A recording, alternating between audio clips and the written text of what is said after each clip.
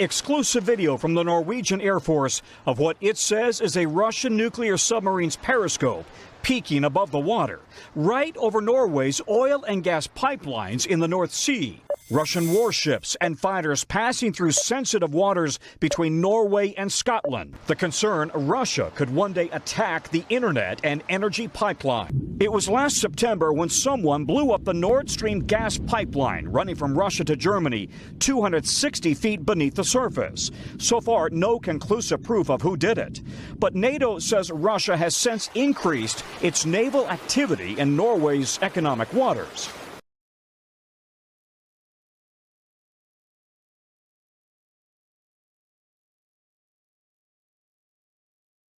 North Korea claims to have tested a new nuclear-capable underwater attack drone. The state media said that the drone is capable of generating a radioactive tsunami. Pyongyang blamed the joint military drills by Seoul and Washington for raising tensions in the region. The test was overseen by North Korea's leader Kim Jong-un. As per the state media, the new drone cruised at a depth of 80 to 150 meters underwater during the test.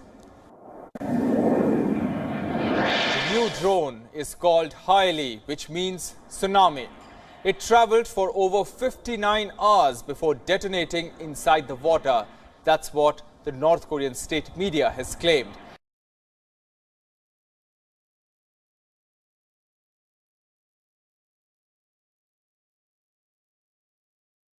Bordeaux's City Hall burning.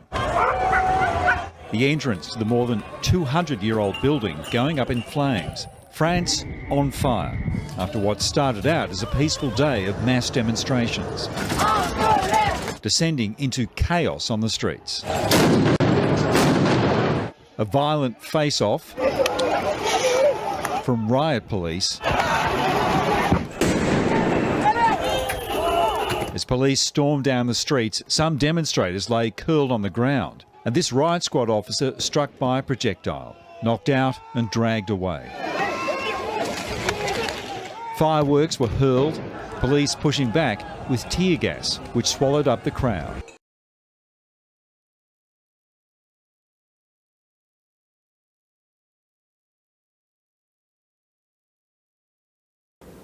If needs be, we'll go and fetch Putin from the airport to his meeting. He will finish all his meetings, we'll take him back to the airport.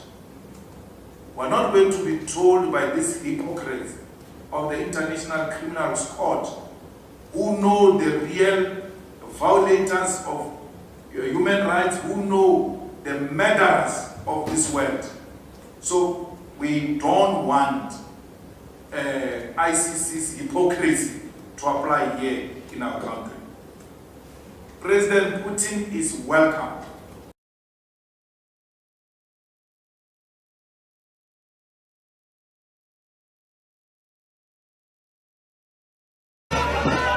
Tonight, chaos in the streets of Tel Aviv as Israeli demonstrators clash with police and step up their fight against government plans to weaken the Israeli Supreme Court.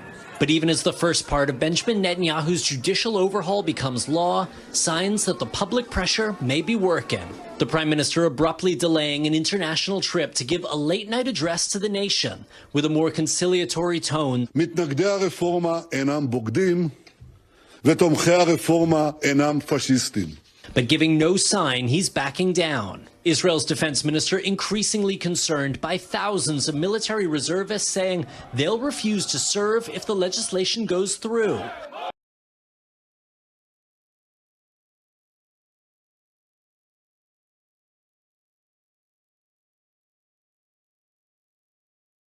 World Athletics voted on Thursday to ban transgender women from competing in elite female competitions and tighten testosterone restrictions for other athletes.